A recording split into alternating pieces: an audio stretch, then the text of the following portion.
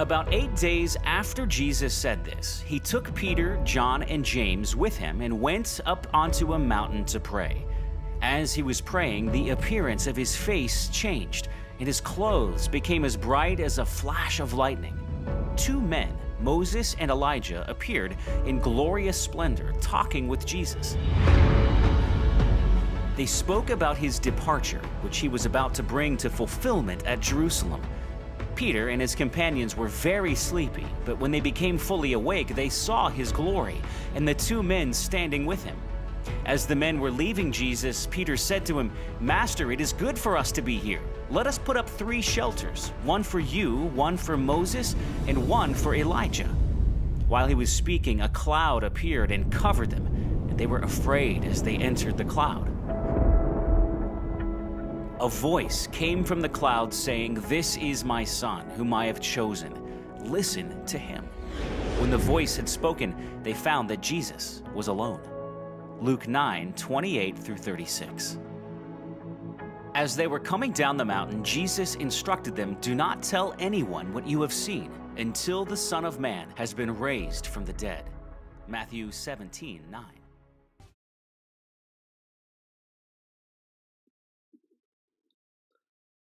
Morning, everyone. It's great to be with you again, and just want to thank everybody for all the prayers this week when I hurt my leg, I hurt my knee, and for your patience last week when things went wrong. Hopefully this morning they're all going well so far.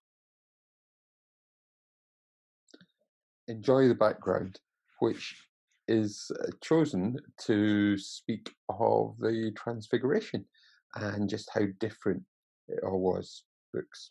There's a novel of the 1990s, which is by a chap called Francois Liord, and it's called Hector and the Search for Happiness.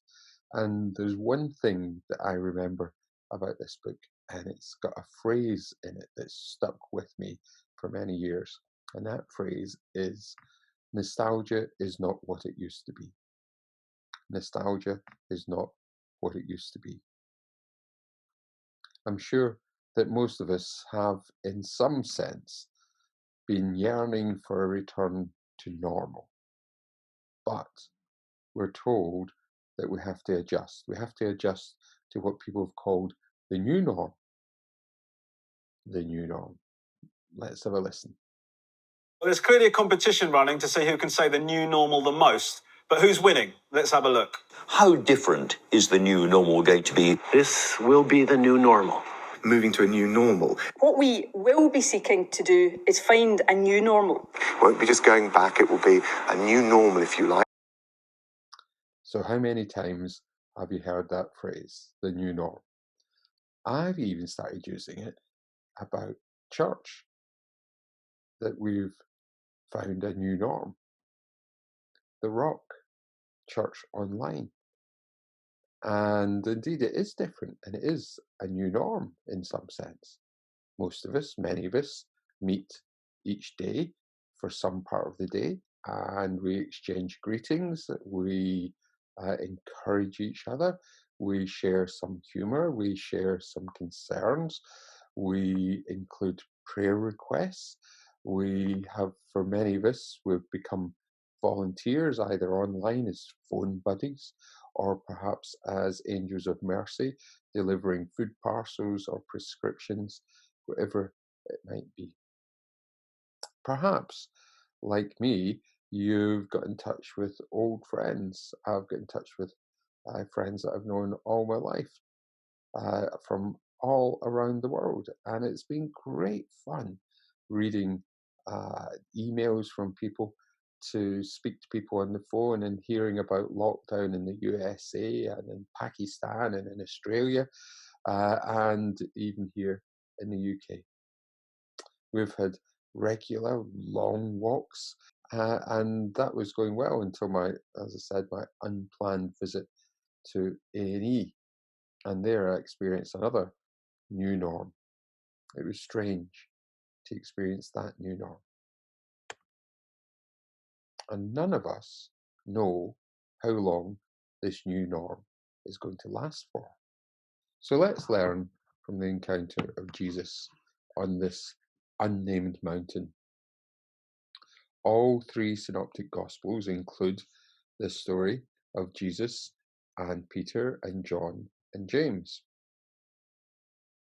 Two of them have the meeting a few days, 6 days, after Peter's stumbling recognition of Jesus as Messiah. Luke places it as 8 days after that event.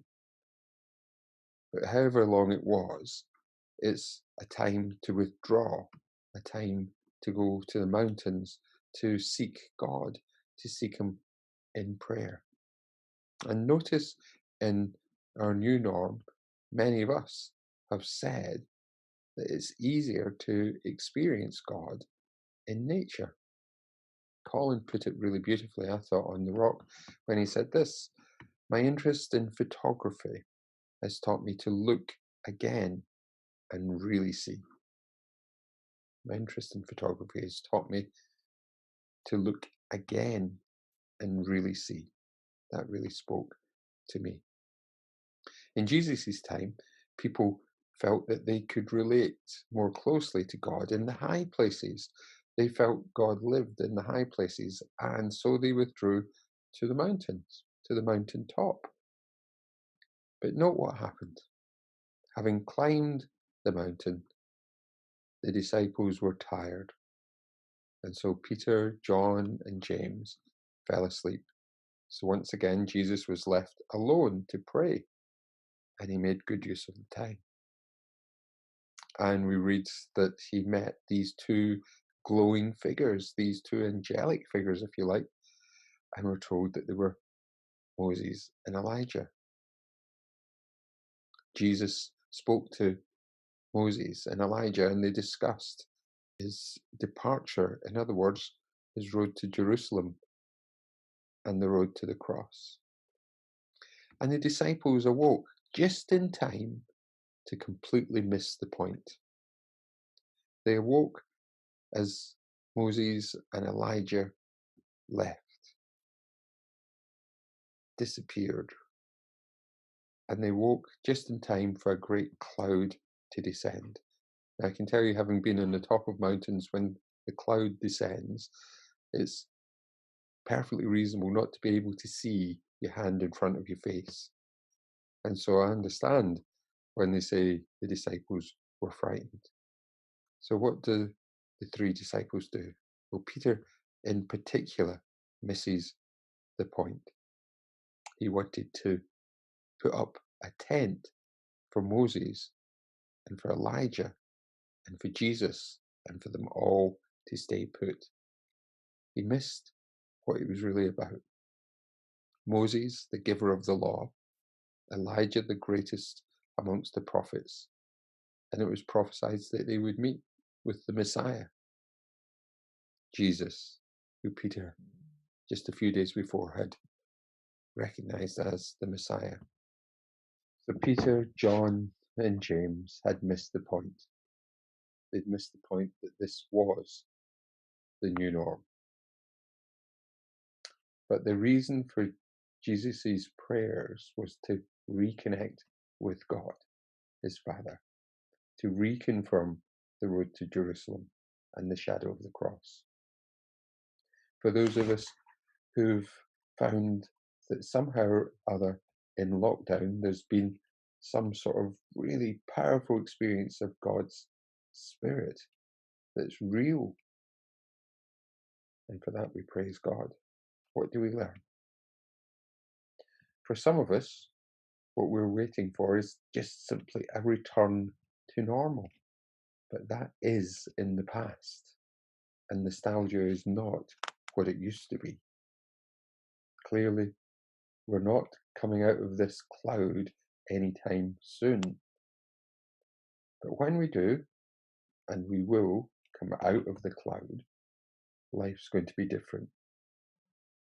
It's not going to be a continuation of some great experience of being church online, the rock, but it's going to be to the path that Jesus calls us to journey along. This world will be changed, through this experience. And therefore, church needs to change. What will it look like? Well, we hope for our community that this newfound respect of community and experience will persist. We hope that the concern for others will permeate society.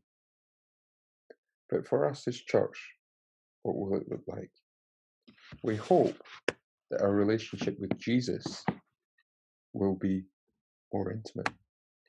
We hope that our relationship with each other will be deeper.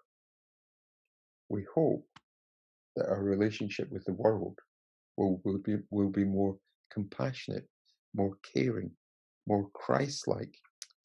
Jesus loved the world so much that he died for it. And that's what he calls us to. Our journey will be that we care for our world, for the people that we meet along our journey, so much that we might be prepared to die for them.